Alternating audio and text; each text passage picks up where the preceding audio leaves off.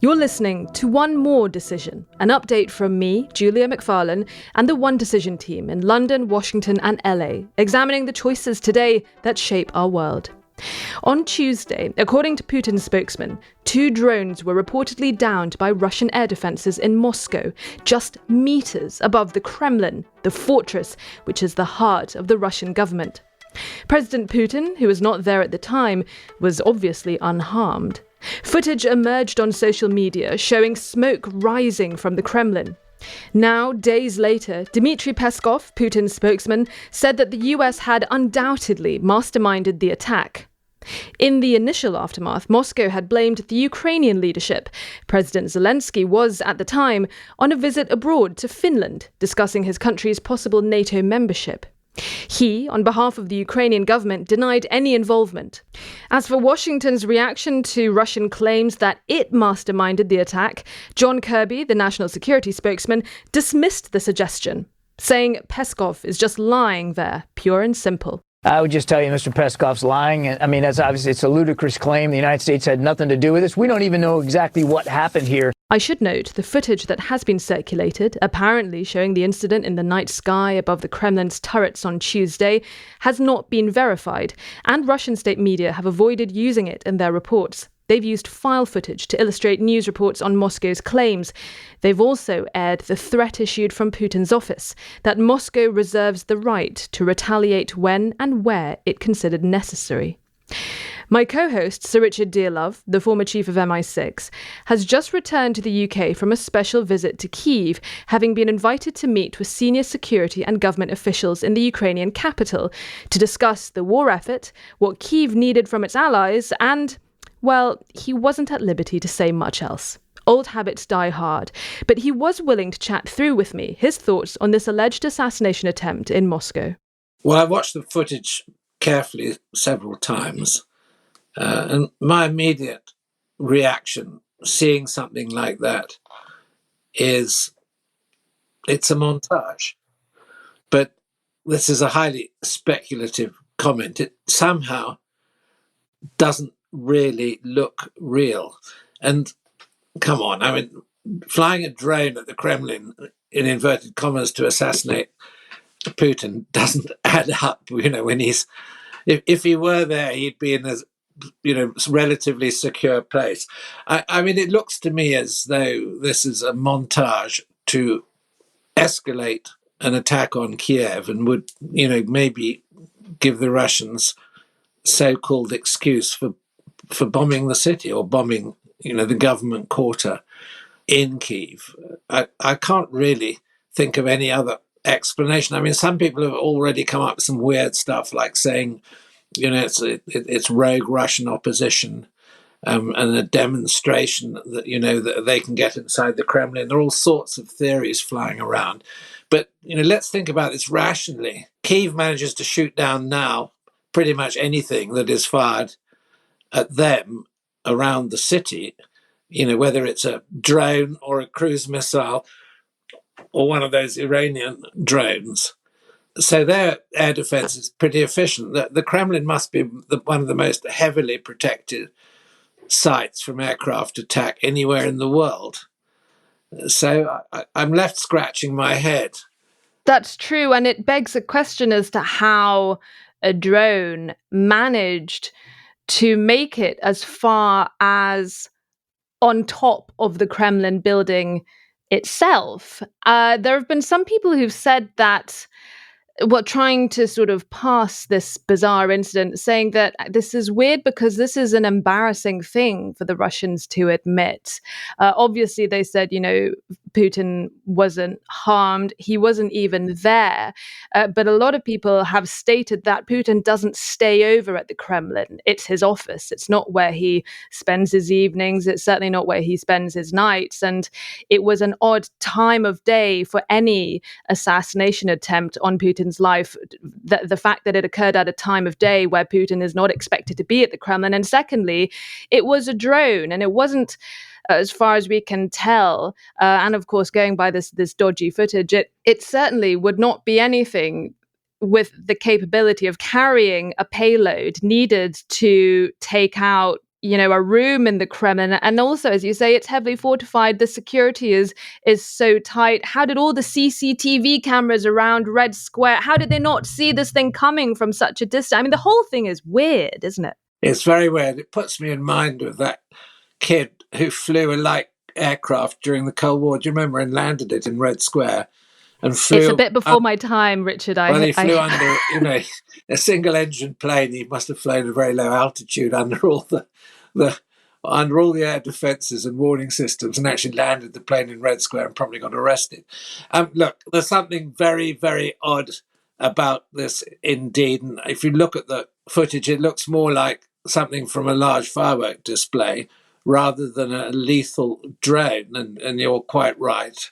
To have a small explosive warhead. Was it flown from close by? Was it a big drone with a petrol engine, long distance, flown from Ukrainian territory? Didn't look like it. It was too small. Oh gosh, you can go on and on saying what on earth it is. I think if it's a montage, it's a strange way of, as it were, doing it, because it puts a big question mark around the whole air defense system that the Russians have to protect the Kremlin. So, I'm left scratching my head. I think if I had to choose, I would say it's a neat way of Russia being able to escalate their attacks on Kyiv and perhaps use, some supersonic bomber to drop a very large bomb on the government quarter, saying this is in revenge for having a go. But I'm sure that as this has happened, Zelensky will be given appropriate protection, and he won't be in Kyiv anyway. He'll be somewhere else in some secret bunker. That's interesting. I mean, the obvious question is, does Russia really need a pretext to escalate? They have been doing pretty much what they want. I want to just take us to how President Zelensky handled it. He was in Finland at the time. He was talking to the Finnish government about them supporting Ukraine's bid to join NATO. He then went on an unannounced visit to the Netherlands shortly after. The Ukrainian government immediately didn't respond when the allegation from the Russians first came out, the day that this all came about. And then later on, Zelensky responded on camera. We don't attack Putin or Moscow. We fight on our territory. We are defending our villages and cities. We don't have, enough weapon for this. That's why we don't use it anywhere. For us, that is the deficit. We can't spend it. Now, that's not entirely true, though, because we do know that the Ukrainians have carried out drone attacks before on Russian actual sovereign territory. That's not to say, the areas of occupied eastern Ukraine, which Russia considers as its own sovereign territory, they now see as part of Russia. And they have, of course, used attacks on the Donbass, claiming that it's an attack on Russian sovereign territory, and they reserve the right to escalate accordingly. So it's kind of hard to know exactly what happened taking the Ukrainian response, because as you've noted before in this podcast, the Ukrainians have been duplicitous at times. They have been quite deceitful. They have briefed that they were going to advance in one area and they've actually gone the other. They've been quite judicious in what they say in public and what they end up doing. So, what did you make of how the Ukrainians handled this allegation? Yeah, well, I think Zelensky is very good at coping with these sorts of incident in the public domain, and he issues a course of what sounds like a convincing denial, and I wouldn't expect anything else. But we do know that the Ukrainians have probably, we don't have proof, carried out attacks on fuel and military depots which are actually in Russian territory. And there's recently a couple of trains blown up near the Ukrainian border, but definitely on the Russian or the Belarusian side. So, is this Russian partisans who are sympathetic, or Ukrainian Russians inside Russia? I'm sure that there are many explanations for these incidents, And I don't think that the Ukrainians are idle. They're going to go on the front foot and press their capability as far as possible without an obvious escalation.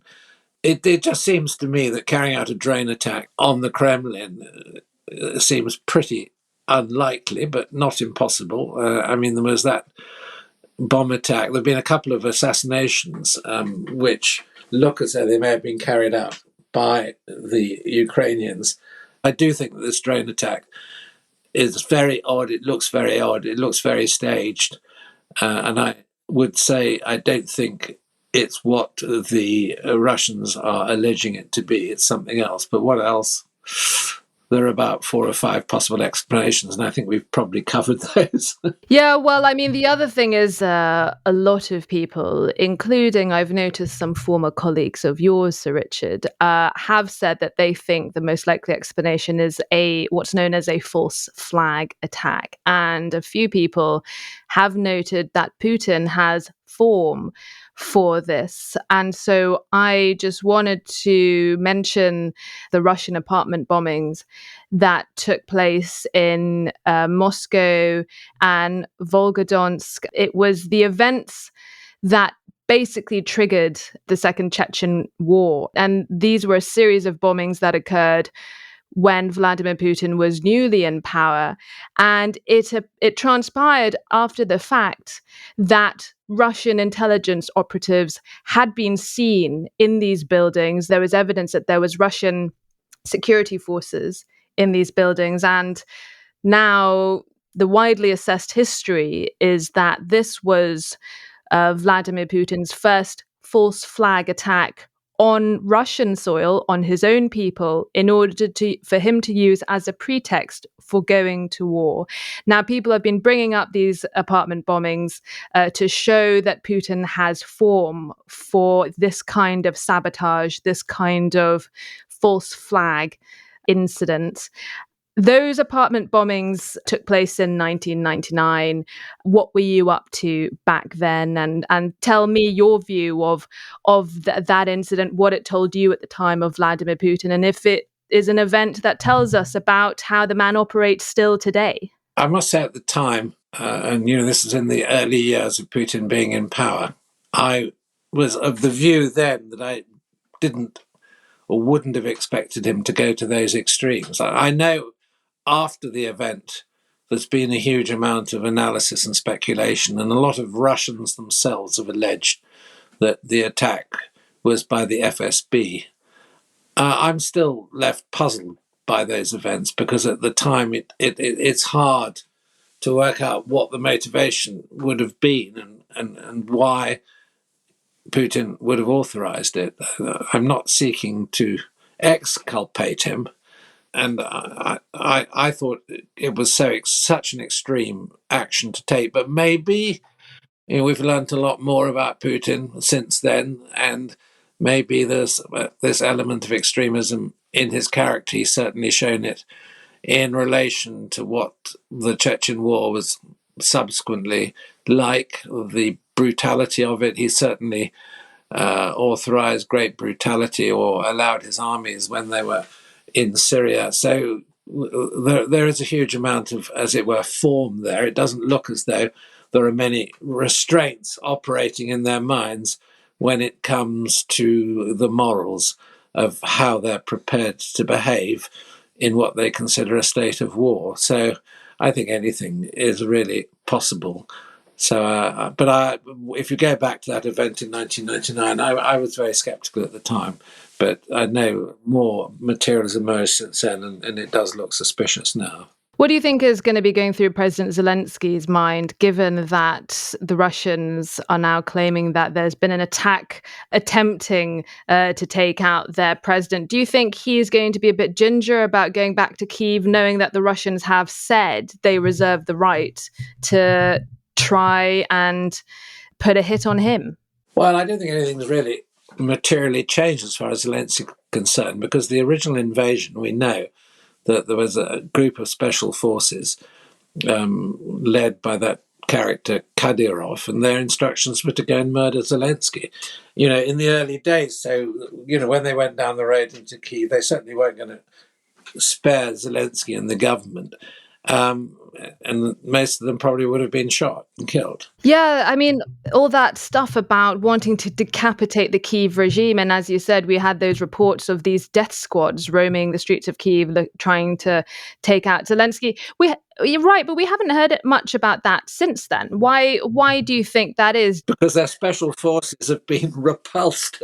And, and they're sitting, behind the border, and the, Ukrainian military and the Ukrainian special forces have got the better of them and sent them running.